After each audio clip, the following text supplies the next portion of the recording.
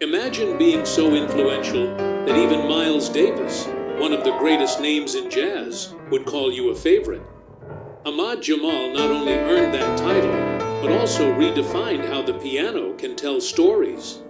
His precise touch, the way he turned silence into part of the music, and his unique approach to building melodies made him a genius who continues to inspire musicians worldwide. But what exactly made Miles admire Ahmad so much?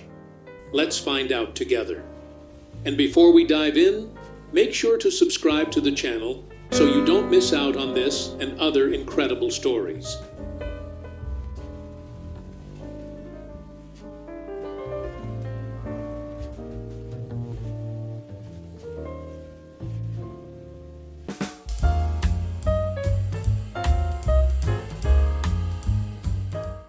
Ahmad Jamal was born on July 2, 1930, in Pittsburgh, Pennsylvania, in the United States. His birth name was Frederick Russell Jones, but he became known worldwide as Ahmad Jamal, adopting this name after converting to Islam in the 1950s. From an early age, his passion for music was evident. He began playing the piano at the age of 3, encouraged by his family, and quickly displayed a talent that impressed everyone around him.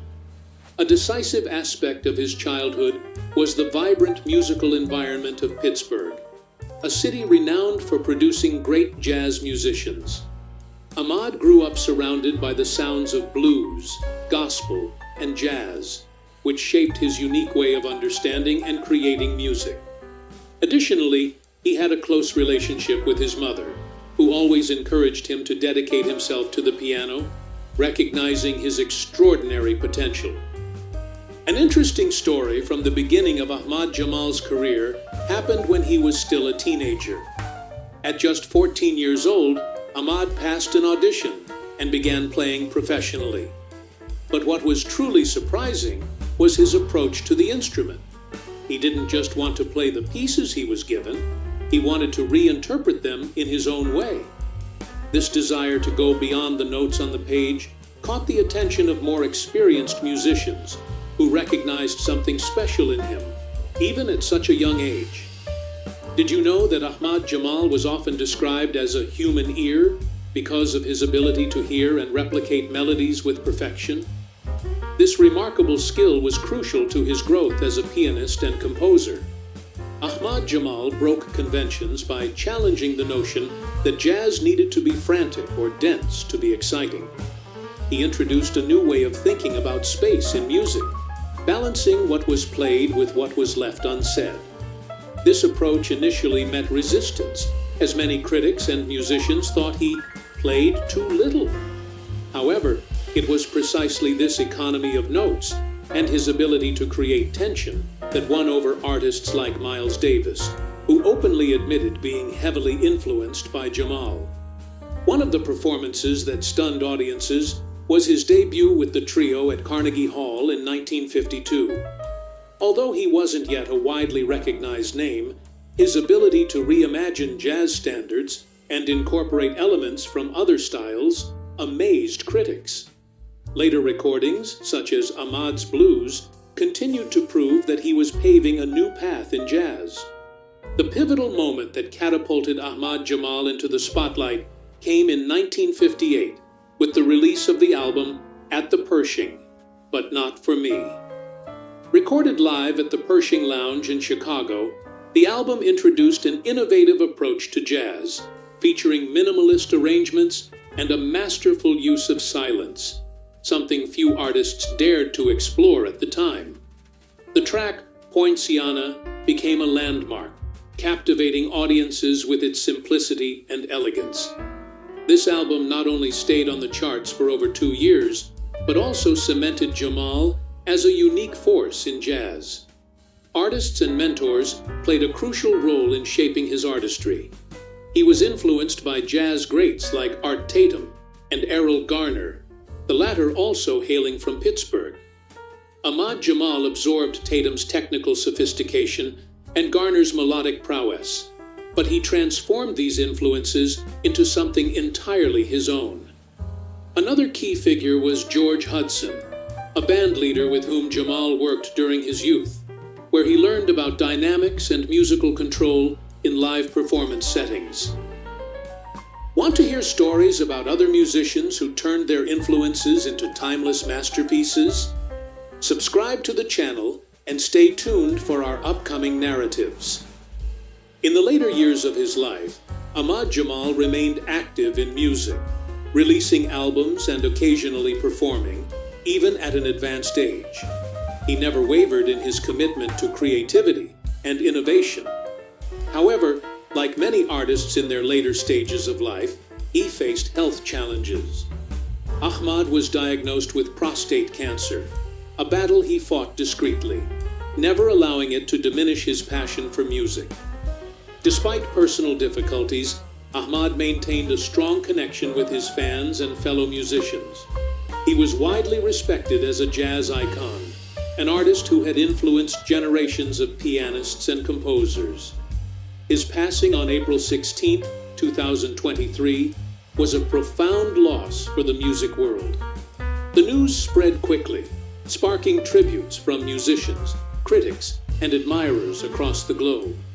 One striking aspect after Ahmad Jamal's passing was how he had carefully prepared his final album, as if he knew it would be a farewell. This work was seen as a reflection of his genius until the very end, reaffirming his ability to move and surprise audiences. The reaction to his death was a mix of sadness and celebration of his immense contribution to music. Artists like Herbie Hancock and Wynton Marsalis expressed their admiration, emphasizing Ahmad's pivotal role in redefining the piano in jazz. Many described his passing as the end of an era. Although Ahmad Jamal is no longer with us, his music lives on, continuing to influence not only jazz, but other musical genres as well. He demonstrated that silence can be as powerful as sound, a lesson that still resonates today. Ahmad Jamal's music had a profound impact on his era, breaking barriers regarding how jazz could be appreciated and interpreted. At a time when many musicians prioritized speed and complexity, Jamal introduced something different, an approach that valued space, silence, and dynamics.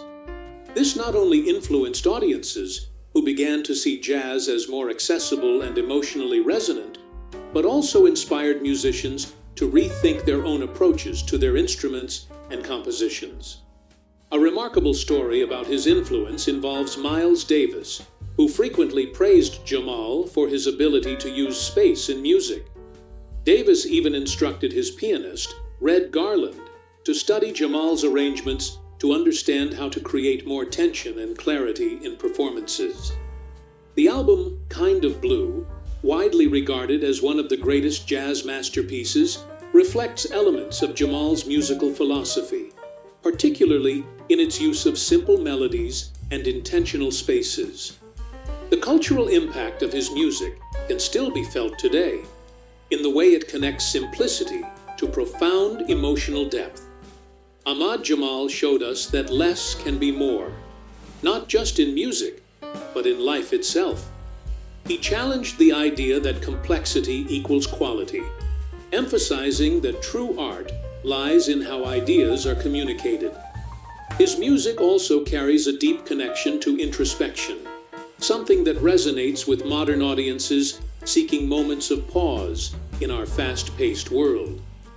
Ahmad Jamal wasn't just a musician. He was an artist who reshaped the way we perceive the potential of art. Ahmad Jamal wasn't just a brilliant pianist. He was an artist who redefined the meaning of balance in music. His compositions and interpretations remind us that art isn't only about what fills the spaces, but also about the silence that connects them. He showed that simplicity, when thoughtfully approached, can carry a depth that transcends generations, touching something essential within us. Even today, his music continues to shape how we think about creativity and emotion. Pianists still study his recordings to understand how he transformed each note into a universe of possibilities. But Jamal didn't only influence musicians, he gave us a new way to listen and feel, challenging the frenetic pace of the modern world by inviting us to pause and truly hear. If Ahmad Jamal achieved this in his time, imagine what he still has to teach new generations of artists and music lovers. How about revisiting his albums with fresh ears, noticing details that once went unnoticed?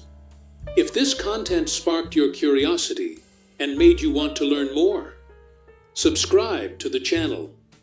Let's continue uncovering the stories behind great artists and music that transform lives. And don't forget to share it with anyone you know who will be inspired.